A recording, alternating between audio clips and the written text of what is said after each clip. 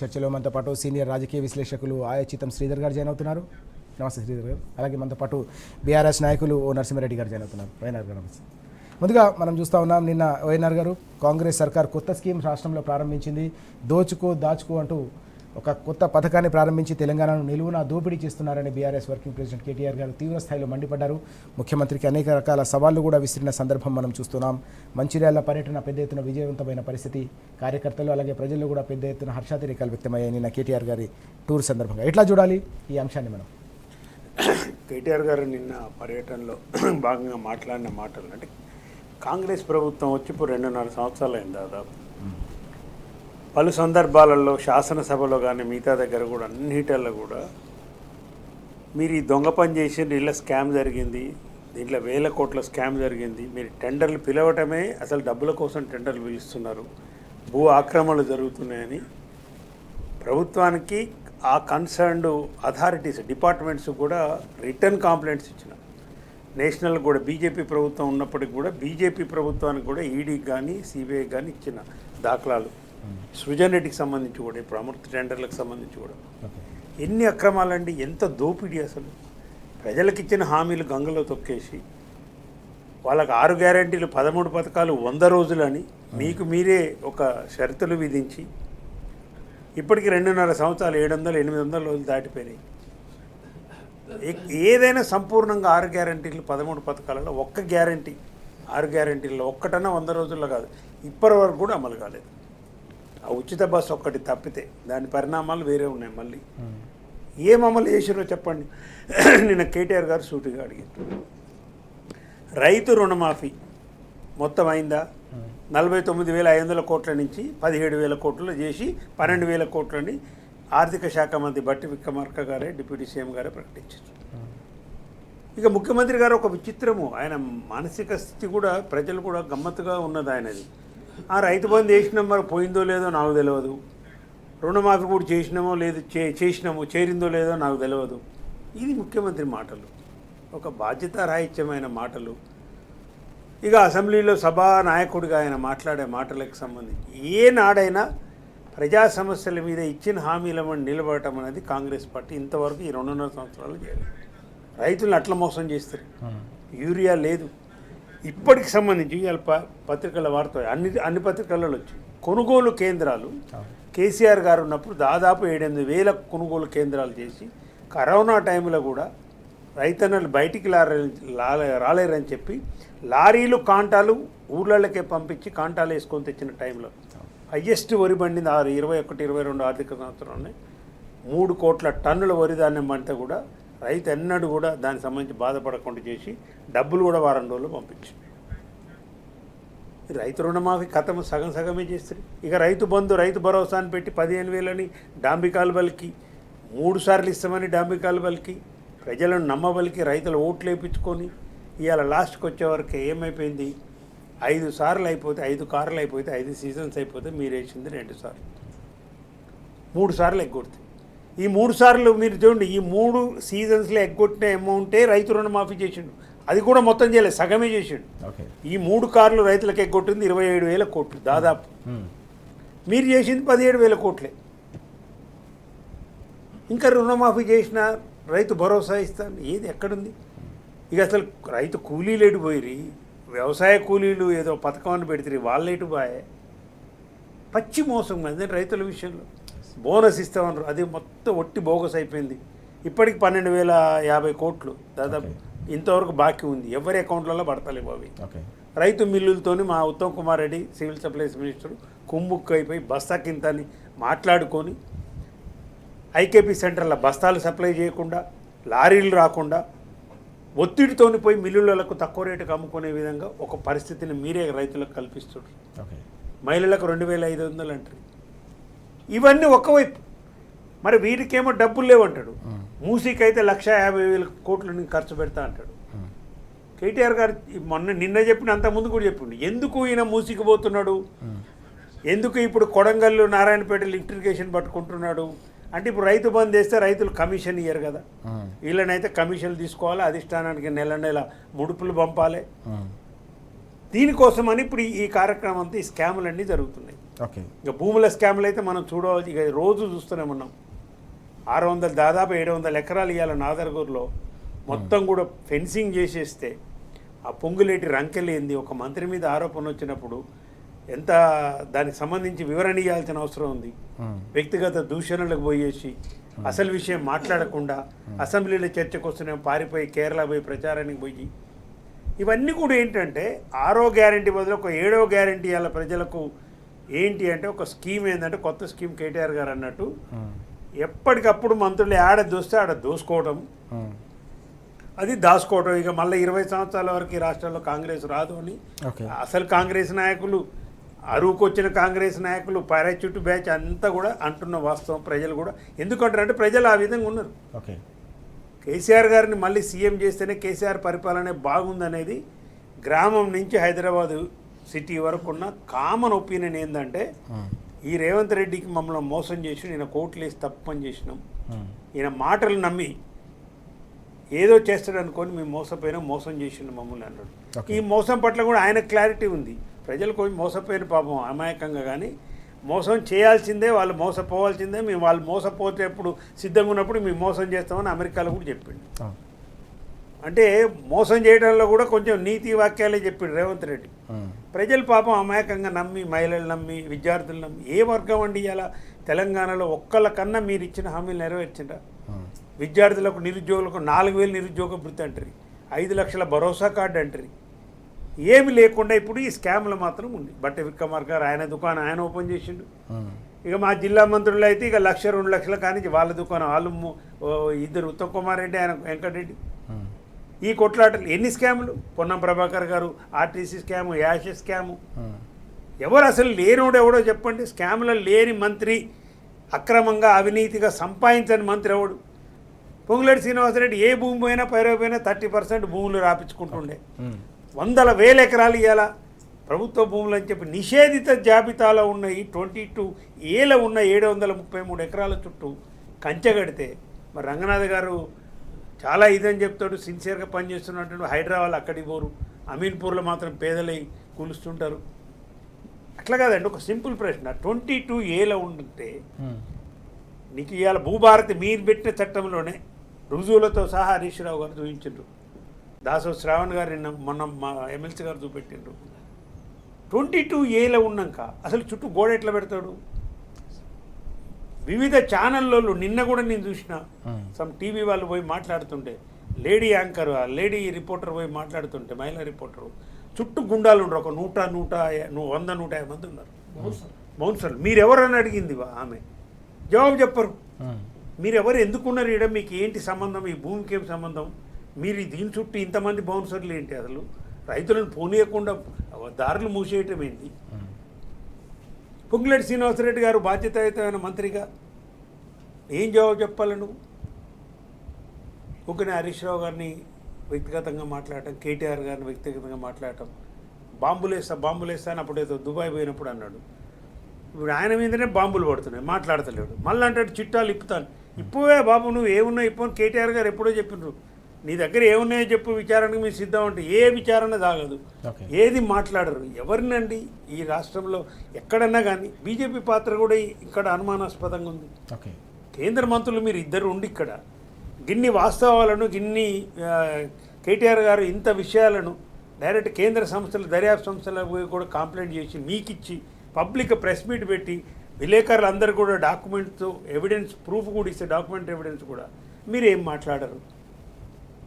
మీరేం బండి సంజయ్ గారు మాట్లాడాలా, కిషన్ రెడ్డి గారు మాట్లాడరా?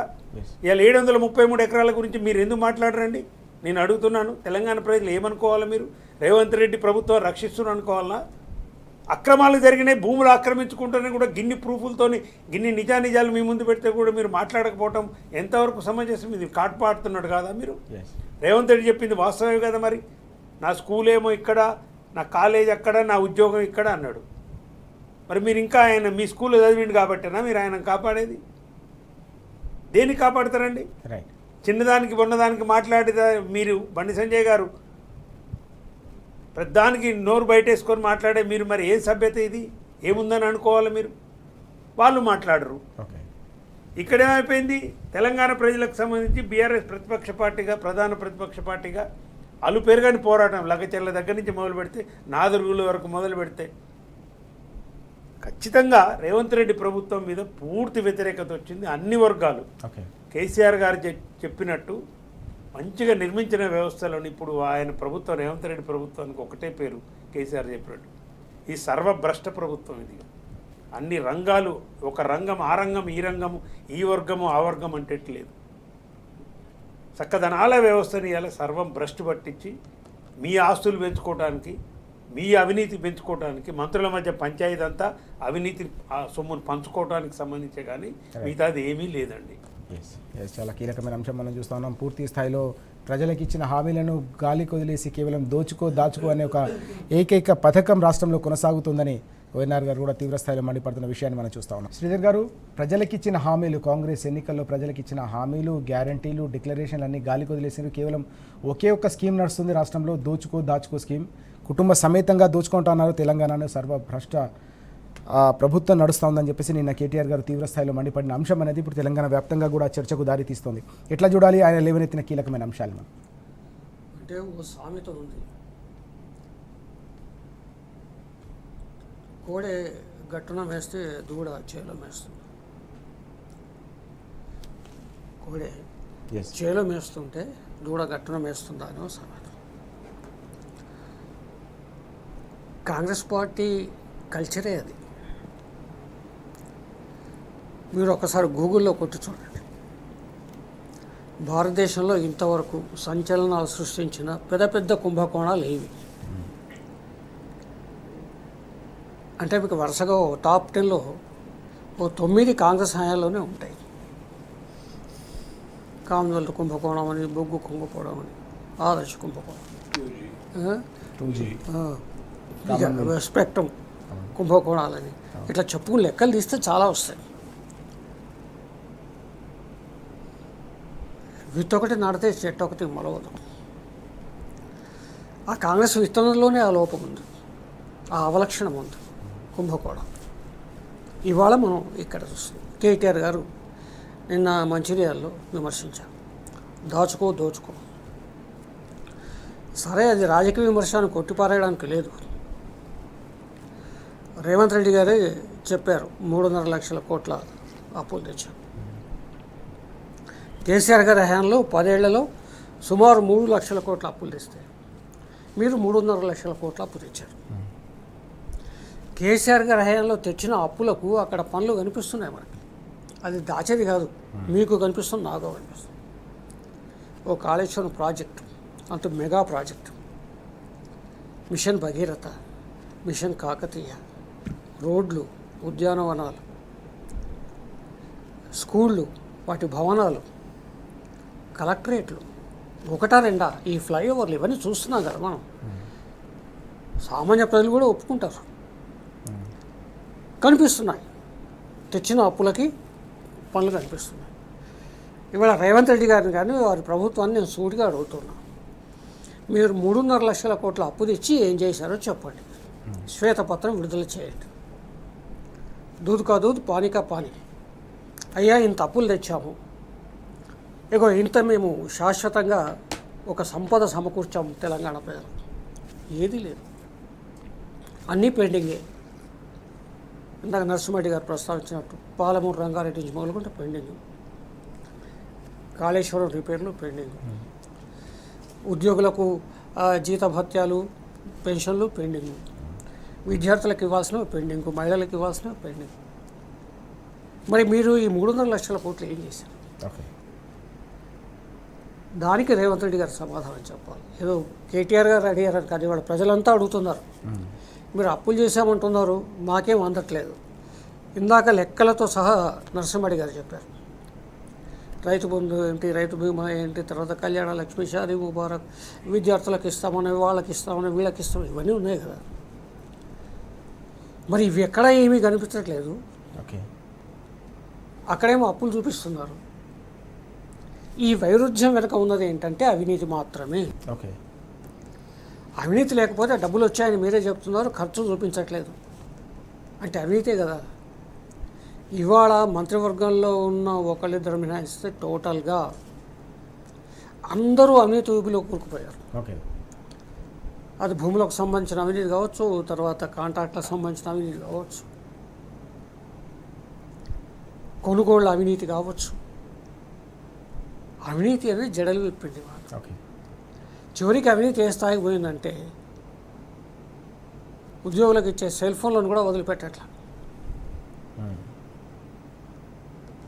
అంటే అంత కింది స్థాయికి అంత లోతులోకి వెళ్ళిపోయింది అవినీతి. ఇక మెగా కాంట్రాక్టులు, వ్యవహారాలు, కుటుంబాలకు అంటగట్టడాలు, అసెంబ్లీ సాక్షిగా ఒక మంత్రికి కుటుంబానికి సంబంధించిన మంత్రికి సంబంధించిన అవినీతి బీఆర్ఎస్ పార్టీ సభ్యులు బయట పెడితే ముఖ్యమంత్రి ఏసీబీ ఎంక్వైరీ చేసి చేతులు దులుపుకున్నారు. ఏసీబీ అంటే anti corruption bureau,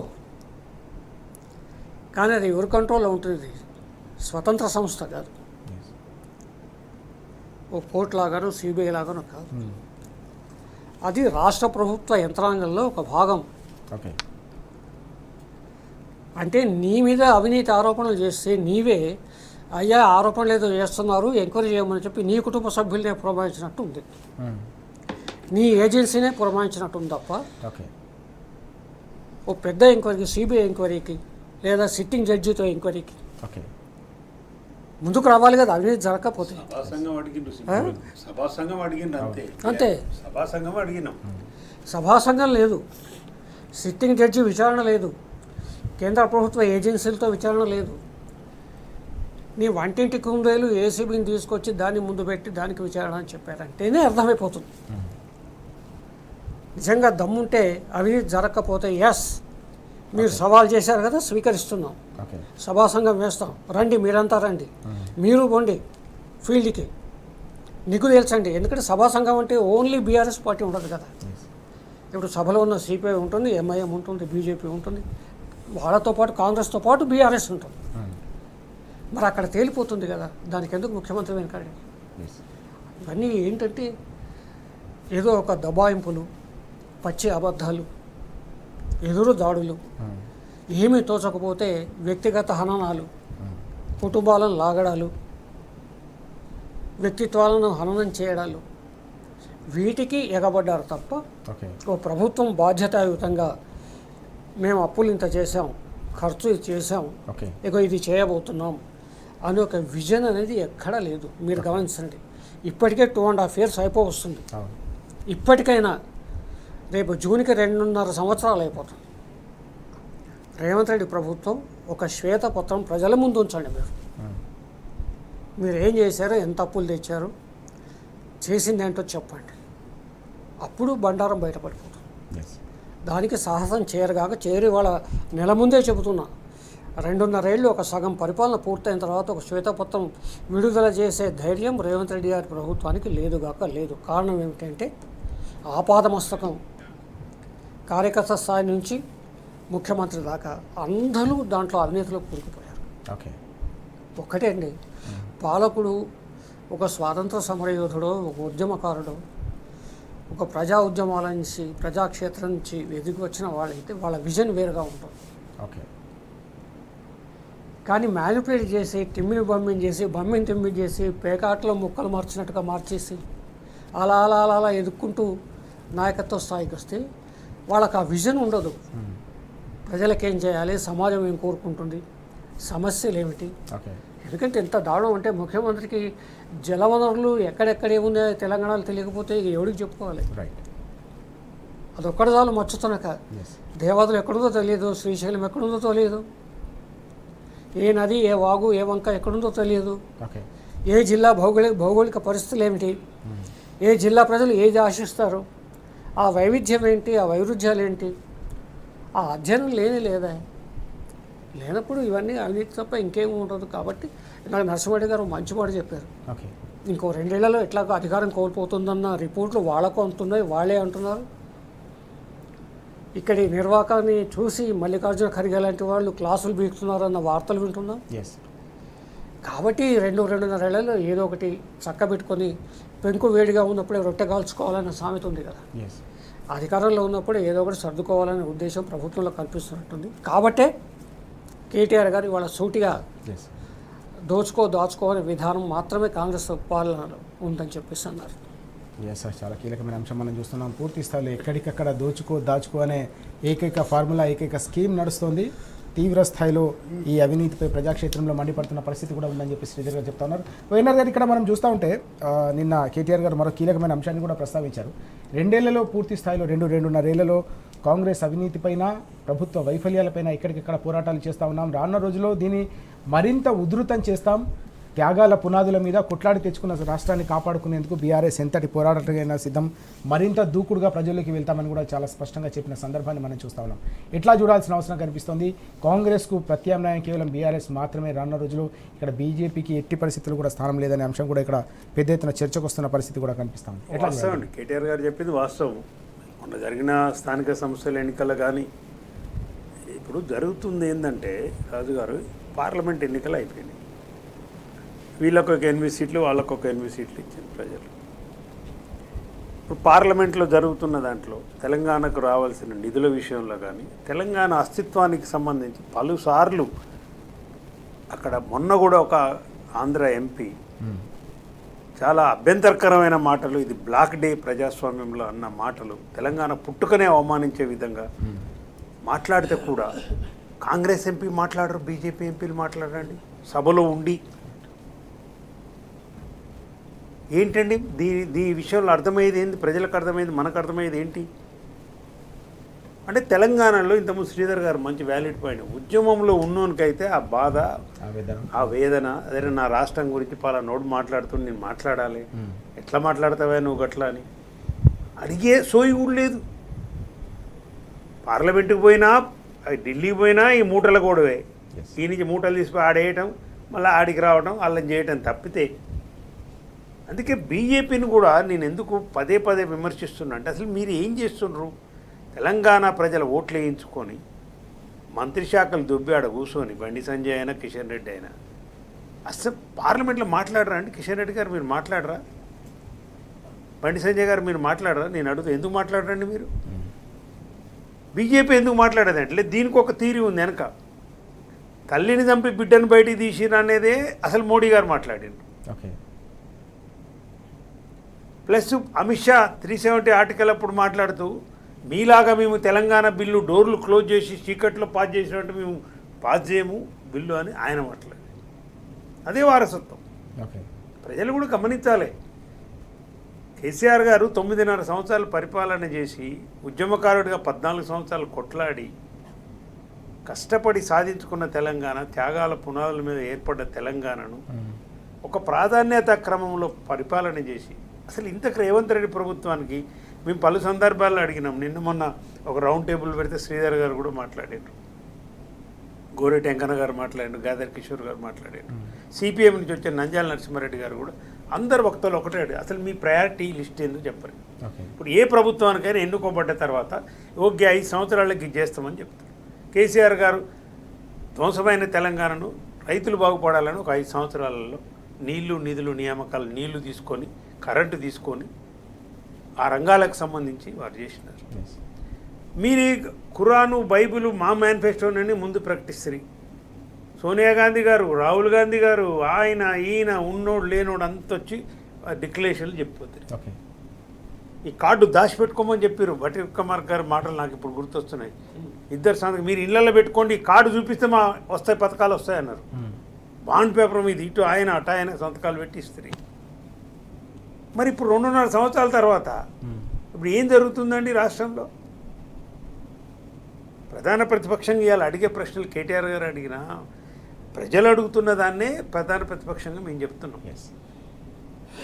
party agenda కాదు ఇది, ప్రజల సమస్యలు. లగచర్ల, ఒక నాదర్గోలు, ఇవాళ జరుగుతున్న కార్యక్రమాలకు మీకు మీ అవినీతికి సంబంధించి అమృత టెండర్లు కావచ్చు, వెలుగుమట్ల పేదల ఇండ్లు 3 మంత్రులు ఉన్నారండి ఖమ్మంలో. సిగ్గుచేటండి, సిగ్గుచేటు. ఇందిరమ్మ ఇల్లు కట్టేయకపోయారు మీ దుర్మార్గమైన పాలనలో. ఉన్న ఇల్లు చిన్న గూడు కొట్టుకుంటా అంటే ఎడిపోవాలి వాళ్ళు. ఏం చేసినో చెప్పండి. ప్రజలకు సంబంధించి ఒక్కటి, మీ ప్రయారిటీ లిస్టులో రైతులు లేరు, మీ ప్రాధాన్యత క్రమంలో మహిళలు లేరు, మీ ప్రాధాన్యత క్రమంలో విద్యార్థులు లేరు, నిరుద్యోగులు లేరు. ఎవరున్నారు మీ ప్రాధాన్యత క్రమంలో అంటే ఎక్కడ భూములు ఉంటే అక్కడ పోయి ఆక్రమణ చేయటం. రేవంత్ రెడ్డిని కూడా ఒక రకంగా ఇన్వర్టెడ్ కామర్స్లో తప్పుపట్టడానికి లేదండి. ఎందుకంటే ఆయన చెప్పిండు, ఆయనకు ఏడ చూసినా ఫస్ట్ భూమి చూడంగానే ఆయన మనసు అక్కడికే పోద్ది. ఎట్లా దీన్ని ప్లాట్లు చేసి అమ్మాలి, ఎట్లా దీన్ని బ్రోకరిజం చేసి 10 రూపాయలకు ఇవాళ 3,000 ఎకరాలు మూసి కాకపోయి ల్యాండ్ ఇచ్చిండు నోటిఫికేషన్. 3,000 ఎకరాలండి మూసి బ్యూటిఫికేషన్ ఉన్నది 55 కిలోమీటర్లు. అది అంటే ఇప్పుడు ఏంది 3,000 ఎకరాలు ప్రభుత్వం ఫస్ట్ తీసుకొని దీన్ని అమ్మాలి, మళ్ళీ ప్రైవేట్ వ్యక్తులకి ఇవ్వాలి. 1,00,000 గజమో 3 లక్షల గజమో ఎకరానికి 200 కోట్లు 400 కోట్లు వేయాలి. ఈయన కిక్ బ్యాక్ తీసుకోవాలి. రియల్ ఎస్టేట్ బ్రోకరు ఒక రాష్ట్రానికి ముఖ్యమంత్రిగా ఉంటే ఆయన ఆలోచన అంతా రియల్ ఎస్టేట్ మీదనే ఉంటుంది. కేసీఆర్ గారు ఉద్యమం చేసి 14 సంవత్సరాలు ఈ తెలంగాణ గురించి తన్లాడి అవమానాల పాలైనా కానీ నా తెలంగాణ రావాలని చెప్పి పార్టీ పెట్టిందే తెలంగాణ కోసం కొట్లాడింది టీఆర్ఎస్. కేసీఆర్ గారికి ఏముంటుంది, ఆడ చూస్తే నీళ్ళు యానించి ఆడికి తీసుకురావాలి, ఆదిలాబాద్ చివరిలో ఉన్న బోత్ నియోజకవర్గాన్ని నీళ్ళెట్ట పోవాలి, రైట్. నాగార్జున సార్ టేలెండ్ అంటున్నారు, టేలెండ్ అనే పదం తీసేయమన్నాడు అధికారుల మీద. టేలెండ్ ఏంది అసలు, టేలెండ్ అంటేనే బగ్గున మండేది కేసీఆర్ గారు. ప్రతి చివరి కాళేశ్వరం ప్రాజెక్టు కట్టి 420 కిలోమీటర్లు నీళ్లు తీసుకుపోయి, గోదావరి నీళ్ళు తీసుకుపోయి మా మండలం, మా సొంత మండలం పెన్పాడు మండలం ఉన్న రాగి చెరువు అది ఎండిపోయి కొన్ని 10 సంవత్సరాల్లో దాడికి నీళ్ళు తీసుకుపోయి 420 కిలోమీటర్లు తీసుకుపోయి నీళ్లు ఇచ్చింది. కేసీఆర్ గారి ఆలోచన అది. ఈ రియల్ ఎస్టేట్ బ్రోకర్ అయినోడు ముఖ్యమంత్రి అయితే ఆలోచన గిది ఉంటుంది. కాంగ్రెస్ పార్టీ దౌర్భాగ్యం ఏంటంటే, కాంగ్రెస్ పార్టీ కూడా చాలామంది ముఖ్యమంత్రులు ఉమ్మడి రాష్ట్రంలో ఇంత దౌర్భాగ్యం, ఇంత భావదారిద్ర్యము కేవలం డబ్బుల కోసం ఉన్న 2 రాష్ట్రాలకు సంబంధించి వసూళ్ల కోసమే ఇవాళ ఏం మాట్లాడలేని పరిస్థితులలో డబ్బుల కోసము ఇవాళ ఖార్గే కానీ, సోనియా గాంధీ కానీ, రాహుల్ గాంధీ, రేవంత్ పార్టీ కోసం 1000 కోట్లు జమ చేయాలని చెప్పిండు కదా, ఆయనే చెప్పిండు, బహిరంగంగానే చెప్పిండు. ఇవాళ కేరళకు 1000 కోట్లు మంత్రివర్గాన్ని తీసుకుపోయి సోనియా గారి ముందు, రాహుల్ గాంధీ గారి ముందు కూర్చోబెట్టి జరిగింది. అన్ని పత్రికల్లో వచ్చింది కదా, సామాజిక మాధ్యమాలలో 500 కోట్లు నేను ఇస్తాం, మీరు అందరు కలిసి 500 కోట్లు ఇవ్వండి అని. ఏంటిదంతా 500 కోట్లు మంత్రులు మిగతా వాళ్ళంతా ఇవ్వాలి అంటే ఏని తెచ్చిస్తారు, వాళ్ళు వసూలు చేయాలి. 500 అడితే వాడు ఒక 700 వసూలు చేసుకోవాలి కదా మరిగా. ఇది తప్పితే కేరళ ఎన్నికలకు ఇన్ఛార్జ్ 1000 కోట్లు ఇప్పుడు కేసీ వేణుగోపాల్ని ముఖ్యమంత్రిని చేయాలి అనే టార్గెట్ ఇది. అసలు మీ మొత్తం 2.5 సంవత్సరాల్లో ఒక్కటన్నా ప్రజలకు సంబంధించి ఏం చేసారో చెప్పండి, ఒక్కటి చెప్పండి. శ్రీధర్ గారు ఇంతకుముందు ఒక మంచి మాట చెప్పారు, అప్పులు తెచ్చిండ్రు. కేసీఆర్ గారు 3 లక్షల కోట్లు తెచ్చి ఒక 50 లక్షల కోట్ల 70 లక్షల కోట్ల ఆస్తి మీ కళ్ళ ముందు ఉన్నాయి. ఇవాళ తెలంగాణలో మీ కళ్ళ ముందు ఆస్తులు ఉన్నాయి, అసెట్స్ సృష్టించిండు ఆయన.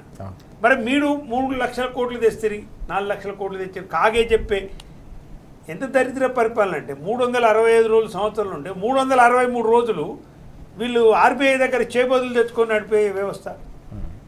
ఒక్క మాట చెప్తున్నాండి నేను, రాజకీయ విమర్శలకు వస్తే పక్క కరోనా కంటే ఘోరంగా ఉంది రాష్ట్ర పరిస్థితి. కరోనా మొత్తం దేశం మొత్తం లాక్డౌన్ అయిపోయి ఎవడు బయటికి వెళ్ళేది ప్రపంచమే.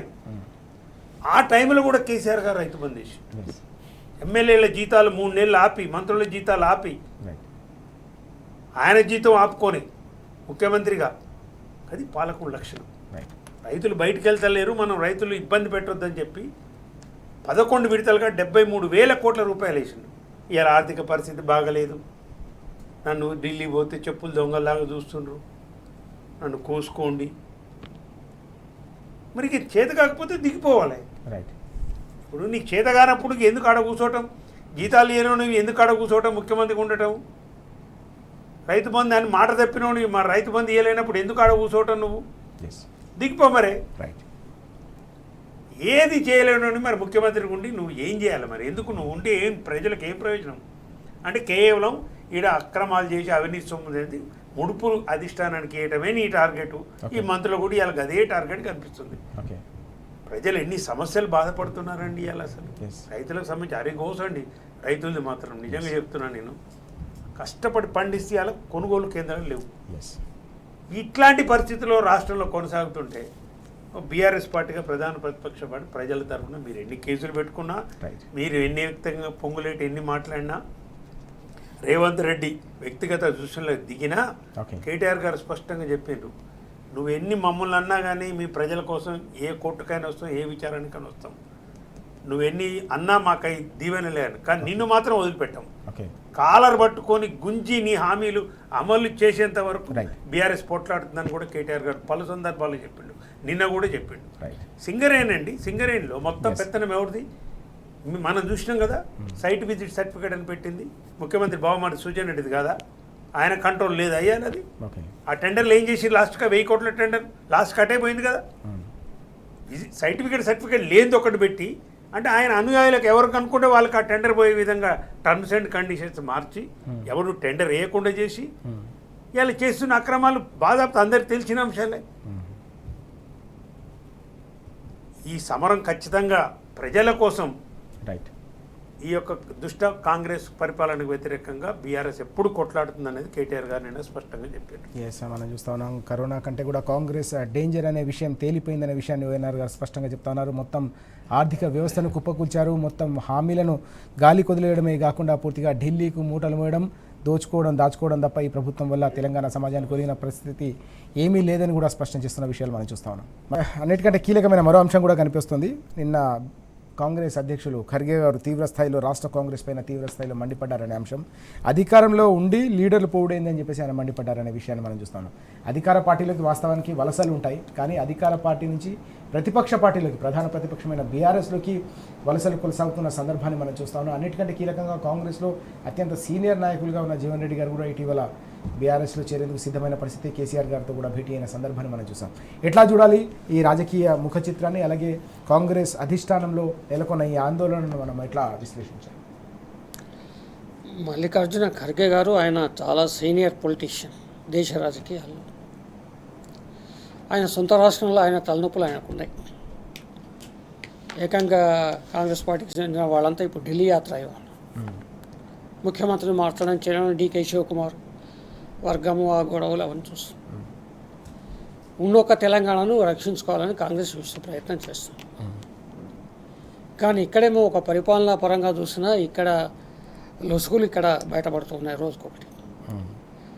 ఒక సీనియర్ నేత జీవన్ రెడ్డి గారు అంటే దాదాపు 85 దశకం నుంచి నేటి వరకు రాజకీయాలు కొనసాగుతున్న సీనియర్ నేత, 40 ఏళ్ల పైన రాజకీయ నేత. ఎన్టీఆర్తో విభేదించి ఆయన 84లో బయటకు వచ్చిన తర్వాత నిన్న మొన్నటి వరకు ఆయన కాంగ్రెస్తోనే ఉన్నారు. అన్ని సందర్భాల్లో కాంగ్రెస్తో ఉన్నారు ఆయన. కరీంనగర్కు ఒక పెద్ద దిక్కుగా ఉన్నారు ఆయన కాంగ్రెస్ రాజకీయాలు. మరి అలాంటి సీనియర్ నేత ఒక బాధపడి విధి లేని పరిస్థితుల్లో బయటకు వచ్చేసి ముఖ్యమంత్రి రేవంత్ రెడ్డి గారి మీద ఆరోపణ చేస్తూ ఇతరేతర కారణాలు కావు బయటకు వచ్చారంటే సహజంగానే కాంగ్రెస్ అధిష్టానంలో ఒక కదలిక వస్తుంది. ఏదో చోటామోటా లీడర్లు అంటే అది వేరే విషయం, కానీ జీవన్ రెడ్డి గారు లాంటి ఒక లెజెండరీ పొలిటీషియన్ పార్టీ మారడం ఈ సందర్భంలో అధికారంలో కాంగ్రెస్ ఉన్నప్పుడు ఇక ఏంటంటే ఒక దుర్మార్గమైన విషయం ఏంటంటే అక్కడ స్థానిక శాసనసభ్యుడు జగిత్యాల సంజయ్ గారు ఆయన బీఆర్ఎస్ నుంచి గెలిచారు. నిస్సిగ్గుగా కాంగ్రెస్లో తిరుగుతూ ఇవాళకి నేను బీఆర్ఎస్ అని టెక్నికల్గా చెప్తున్నారు.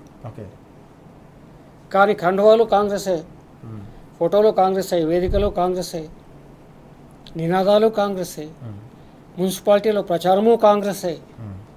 మరి ఇన్ని తెలిసినా కూడా ఆయన సభ్యత్వం రద్దు కాలేదు.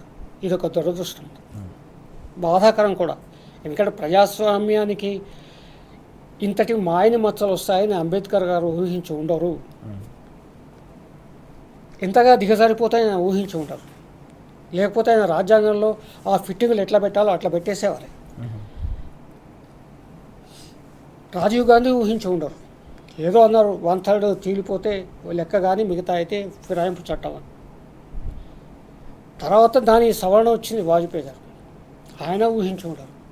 ఎంత నిస్సిగ్గుగా కేవలం తెలంగాణ ఈ రకంగా దేశవ్యాప్తంగా ఒక పనికిమాలిన చెడ్డపేరు తెచ్చుకో. నువ్వు ఉంటే ఉండు, వెళితే వెళ్ళు, రాజీనామా చేసి వెళ్ళు, లేదంటే అవును నేను కాంగ్రెస్లో చేరాను స్పీకర్ గారికి వదిలేసే నిర్ణయం. చెప్పారు స్పీకర్ గారికి అఫిడవిట్ ఇచ్చేసే నేను కాంగ్రెస్లో చేరాను. ఎస్, స్పీకర్ గారి ముందు నేను ఇంకా బీఆర్ఎస్ అంటారు, బయటకు వచ్చేమో కాంగ్రెస్. మరి జీవన్ రెడ్డి గారి పరిస్థితి ఏంటి అక్కడ? ఓకే. సంజయ్ గారిని ఎదిరించే రాజకీయాలు చేద్దామంటే ఆయన కాంగ్రెస్ శిబిరంలో ఉన్నారు పొద్దుంచి రాత్రి దాకా. ఓకే. మళ్ళీ అసలు విషయానికి వస్తే నేను బీఆర్ఎస్ ఎమ్మెల్యే అంటున్నాను. ఓకే. ఇలాంటి రాజకీయాలు జీవన్ రెడ్డి గారు ఎప్పుడూ చూసి ఉంటారు. అటో ఇటో ఉన్న పార్టీలు, వ్యవహారాలు, వ్యక్తులు, మార్పులు, చేర్పులు అన్నీ చూసి ఉండవచ్చు. ఓకే. పైగా రేవంత్ రెడ్డి గారు ఏంటంటే తన వర్గాన్ని పైకి తెస్తున్నాడు మెల్లమెల్లగా. ఓకే. ఇది అధిష్టానికి అర్థమైంది కూడా. రాజ్యసభకు తన మిత్రుడికి ఇప్పించుకున్నారు. అందరూ ఆశ్చర్యపోయారు. ఎందరో అతిరథ మహారథులు ఉన్నారు కాంగ్రెస్ పార్టీలో. వాస్తవానికి అది జీవన్ రెడ్డి గారికి ఉద్దేశించిన సీట్. రేవంత్ రెడ్డి గారు ఆయన మిత్రుడికి అంటగట్టారు, విఎం నరేంద్ర రెడ్డి గారు. అంటే ఇప్పుడు పొమ్మను లేక పొగబెట్టాలనుకున్నప్పుడు ఆ పెద్ద మనిషి ఏం చేస్తాడు చెప్పండి? పిలుచుకొని మాట్లాడాలి కదా. మల్లికార్జున ఖర్గే గారు అదే ప్రశ్నించారన్న వార్త వచ్చింది. ఏమయ్యా నువ్వు వాళ్ళని వీళ్ళని రాయబోరానికి పంపావు, అంత పెద్ద లీడర్, నువ్వే వెళ్ళొచ్చు కదా. ముఖ్యమంత్రి అయితే ఏంటి, పార్టీలో కార్యకర్తే కదా. మరి పార్టీ క్షేమం కోసం నువ్వే జగిత్యాలకు వెళ్ళి ఆయన మాట్లాడవచ్చు కదా. అంటే ఏంటంటే రేవంత్ రెడ్డి గారు అసలు కాంగ్రెస్ ఖుద్ అంటాం మన ఉర్దూలో, పక్క కాంగ్రెస్ నాయకులను మెల్లమెల్లగా పొమ్మలు లేక పొగపెట్టే పద్ధతిలో బయటకు పంపించే ప్రయత్నం చేస్తున్నారు. తన వర్గాన్ని అక్కడి నుంచి వచ్చిన ఈ తెలుగుదేశం ప్రధానంగా వాళ్ళందరినీ పెంచి పోషిస్తూ పైకి తెస్తున్నారు. కాంగ్రెస్ పార్టీలోనే అంతర్మథనం ఉంది, వైరుధ్యాలు ఉన్నాయి, నిరసనలు ఉన్నాయి. అది ఎప్పుడు బయటపడుతుందో తెలియదు. కానీ ఇవాళ జీవన్ రెడ్డి గారి రూపంలో ఒక లావా, ఒక బ్లాస్ట్ కాంగ్రెస్ పార్టీలో వచ్చింది. తప్పనిసరిగా దాని ఫలితం ఉంటుంది. ఎందుకంటే ఆయన అసాధారణమైన రాజకీయవేత్త, 44 దశాబ్దాల రాజకీయం, ఒక లెజెండరీ పొలిటీషియన్ జీవన్ రెడ్డి గారు. ఆయన కోల్పోవడం మాత్రం నిజంగా కాంగ్రెస్ పార్టీకి భారీ నష్టమే, అందులో సందేహం లేదు. జీవన్ రెడ్డి గారు పూర్తిగా కాంగ్రెస్ సీనియర్ నాయకునిగా ఉండి ప్రతిపక్ష పార్టీలోకి చేరడం అనేది తెలంగాణ రాష్ట్రంలో మారుతున్న రాజకీయ ముఖ చిత్రానికి ఒక నిదర్శనంగా నిలుస్తుంది. అందుకోసమే హైకమాండ్లో అంతటి తీవ్ర స్థాయిలో ఆందోళన వ్యక్తమవుతుందన్న విషయాన్ని శ్రీధర్ గారు ప్రస్తావిస్తున్న విషయాలు మనం చూస్తూ ఉన్నాం. త్వరలో మున్సిపల్ ఎన్నికలు, జిహెచ్ఎంసీకి సంబంధించిన ఎన్నికలు కూడా జరగబోతున్న ఈ తరుణంలో కాంగ్రెస్ పార్టీ నుంచి ఇట్లాంటి సీనియర్ నాయకులు, జీవన్ రెడ్డి లాంటి సీనియర్ నాయకులు వెళ్ళిపోవడం అనేది ఒక స్పష్టమైన సంకేతంగా అభివర్ణించిన పరిస్థితి కూడా కనిపించింది. నిన్న ఖర్గే గారు పూర్తి స్థాయిలో అధికార పార్టీ నుంచి పోవడం అనేది కాంగ్రెస్ పార్టీకి కోలుకొని నష్టంగా అభివర్ణించిన సందర్భం. ఎట్లా చూడాలి దీన్ని మనం? ఈ విషయంలో నేను కొంచెం శ్రీధర్ గారితో డిఫరెన్స్ ఒపీనియన్ ఉంది నాకు ఖర్గే మాటల మీద. ఏం తెలియనట్టు శుద్ధపూస మాటలు మాట్లాడితే, నిన్న కాక మొన్న వేం నరేంద్ర రెడ్డికి ఏకాంతం జీవన్ రెడ్డి పిలిచారు. మొన్న పోయిండు, మీకు గుర్తుండలేదు. రాజ్యసభ ఎంపిక కంటే ముందు జీవన్ రెడ్డి గారికి కాల్ వస్తే వెళ్ళిపోయింది ఆయన అక్కడికి. వెళ్ళిపోతే ఖర్గే మీటింగ్ ఉంది, ఖర్గేతో మాట్లాడిండు, సోనియా గాంధీతో మాట్లాడిండు. ఇక మీరు ఇంటికి పోయిండు, మీకే ఇస్తున్నాం అని చెప్పి పోయేదే వేం నరేంద్ర రెడ్డికి వచ్చాయి. ఇవాళ నువ్వు పోకపోయి నీ దగ్గరికి నువ్వే పిలిపించుకుంటూ ఇవాళ నువ్వు పోకపోయినావు, నేను పోకపోయినా, ఈ డ్రామాలన్నీ కాంగ్రెస్లో సహజం అండి. నేనేమంటున్నంటే జీవన్ రెడ్డి గారు ఒక 4-5 ప్రశ్నలు వేసిండ్రు. రాజకీయాలు పక్కన పెట్టి ఆలోచిద్దాం. ఆయన కాంగ్రెస్ పార్టీలో సీనియర్ నాయకుడు, నిజాయితీ పరుడని కరీంనగర్ జిల్లా మొత్తంలో పేరుంది. ఆయన లాయర్గా ప్రాక్టీస్ చేసి పౌర హక్కుల కోసం ఆ రోజు కొట్లాడిన చరిత్ర ఉంది ఆయనకు. అవినీతి లేదు, అదే సింపుల్ అయిన ఇల్లు, అదే కుర్చీలు, చెక్క కుర్చీలు అవే ఉండే సాధారణమైన జీవితం ఆయనది. ఏ పార్టీలు ఉన్నా కానీ జీవన్ రెడ్డిని అందరూ గౌరవిస్తారు. కేసీఆర్ గారి మీద ఆయనే 2 సార్లు ఎంపీగా పోటీ చేసి ఓడిపోయాడు, 2 సార్లు 3 సార్లు, 6లో 8లో అంతా కూడా. అయినా కానీ కౌన్సిల్కి ఎన్నికైన తర్వాత కేసీఆర్ గారు మర్యాదపూర్వకంగా విజువల్స్ అన్నీ ఇప్పుడు బాగా వైరల్ అవుతున్నాయి. ముఖ్యమంత్రిగా ఉన్న తర్వాత కేసీఆర్ గారు 14లో ఆయన ఎమ్మెల్యే గెలిచిండు, ఆయన ఒక్కడే గెలిచి కొద్దిసేపు మాట్లాడి అక్కడ గవర్నర్ ప్రసంగం కోసం జీవన్ రెడ్డి గారు ఎక్కడుండ్రు అని అడిగి జీవన్ రెడ్డి గారు వచ్చేంత వరకు ఆగి జీవన్ రెడ్డి గారిని తోడుకొని వెళ్ళాడు. అంటే జీవన్ రెడ్డి గారు అట్లాంటి వ్యక్తి అని చెప్పదలుచు. ఇట్లాంటి వ్యక్తిని మోసం చేసింది ఎవడంటే, మోసకాడు ఎవడంటే రేవంత్ రెడ్డి. మా జిల్లాలో నాగార్జున సార్ ఉప ఎన్నిక జరుగుతున్నప్పుడు, అసెంబ్లీకి ఉప ఎన్నిక జరుగుతున్నప్పుడు జానారెడ్డి గారిని నిలబడ్డాడు. ఇక్కడ నిలబడితే బీఆర్ఎస్ పార్టీ నోముల భగత్ని పెట్టినాం. ఆ ఎన్నికప్పుడు రేవంత్ రెడ్డి వర్కింగ్ ప్రెసిడెంట్ కూడా అక్కడికి వచ్చి ఓకే అన్నా జీవన్ రెడ్డిది డిసైడ్ అయిపోయింది పిసిసి అధ్యక్షుడు, Okay. పేపర్లు వచ్చేసింది, ప్రకటించాలి రేపో ఎల్లుండో, ఇదే ఖర్గే ప్రకటించాలి యాక్చువల్గా. రైట్ రేవంత్ రెడ్డి మాటలని జానారెడ్డి గారు సోనియా గాంధీ ఫోన్ చేసి ఎన్నికలు అయినాక ప్రకటించండి మేడం పోలింగ్ కాంగనే అని చెప్పి రైట్ ఆయనకేదో ఎన్నికలకు డబ్బులు ఇచ్చేస్తే రైట్ అది ఇవాళ ఆయన రేవంత్ రెడ్డి తీసుకున్నాడు, మళ్ళీ డబ్బులు ఇచ్చి కొనుక్కొని మళ్ళీ కొనుక్కున్నాడు. ఓకే జీవన్ రెడ్డి గారు వేసిన ప్రశ్నలు వేం నరేందర్ రెడ్డి ఎవడు అని అడిగిండు, ఓకే పోచారం శ్రీనివాసరెడ్డి సలహాదారు ఎట్లయిండు, ఆయన ఎవడు, ఏం సలహాలు ఇస్తుండు నీకు. ఓకే కాంగ్రెస్ నాయకులు అంతర్మదనం మొదలైందని శ్రీధర్ గారు చెప్పిండు. నేను చెప్తున్నాను జీవన్ రెడ్డి లాగా రైట్ మీకు నిజంగా కాంగ్రెస్ మీద ప్రేమ ఉంటే, తెలంగాణ ప్రజల మీద ప్రేమ ఉంటే, నిజమైన కాంగ్రెస్ అని మీరు భావిస్తే గుండెల నిండా నిజంగా ఇందిరాగాంధీ మా లీడరు, నెహ్రూ వారసత్వాన్ని మీరు అనుకుంటే రైట్ మీరు కూడా జీవన్ రెడ్డి లాగా తిరుగుబాటు చేయాలి. సీనియర్ నాయకులు ఓకే ఉత్తమ్ కుమార్ రెడ్డి కానీ, శ్రీధర్ బాబు కానీ, బట్టి విక్రమార్ గారు తిరుగుబాటు చేయాలి. ఓకే నిన్న మొన్న వచ్చిన అరువు తెచ్చుకున్నాడు ముఖ్యమంత్రిగా ఉండి పెత్తనం చెలాయిస్తుంటే ఏం బతుకులే మీ బతుకులు నాకు అర్థం కాదు. ఏం బతుకులు అంటున్నా నేను. రైట్ బట్టి విక్రమార్ గారికి నేను చెప్తున్నాను, మీ కుటుంబం మొత్తం కాంగ్రెస్ పార్టీతో ఉంది. బట్టి గారు రైట్ మీరు కండి ముఖ్యమంత్రి ఒక విధవని తీసుకొచ్చి ఆడబెట్టి మీరు రియల్ ఎస్టేట్ బ్రోకర్ని తీసుకొచ్చి పైసలు ఇస్తుంది కాబట్టి అంటే జీవన్ రెడ్డి గారి ధైర్యాన్ని నేను మెచ్చుకుంటున్నాను. Okay. నేను అప్రిషియేట్ చేస్తున్నా జీవన్ రెడ్డి గారిని. రైట్ మీరు కూడా ఆ విధంగా తిరుగుబాటు చేయాలని కూడా నేను ఈ సందర్భంగా చెప్తున్నాను సీనియర్ నాయకులకు. ఎస్ చాలా కీలకమైన అంశాలు మనం చూస్తా ఉన్నాం. జీవన్ రెడ్డి గారు ఏ ధైర్యాన్ని అయితే కనబరిచారో అలాంటి తిరుగుబాటు నిజమైన కాంగ్రెస్, అసలు కాంగ్రెస్ నేతలు కూడా కనబరచాల్సిన సమయం ఆసనమైందని ఓఎన్ఆర్ గారు పిలుపునిస్తున్న పరిస్థితి మనం చూస్తా ఉన్నాం. Thank you very much ORR గారు, అలాగే శ్రీధర్ గారు చర్చలకు పాల్గొన్నందుకు థ్యాంక్ యూ సో మచ్. ఇది వాటి వార్తలు వాస్తవాలు. నమస్తే.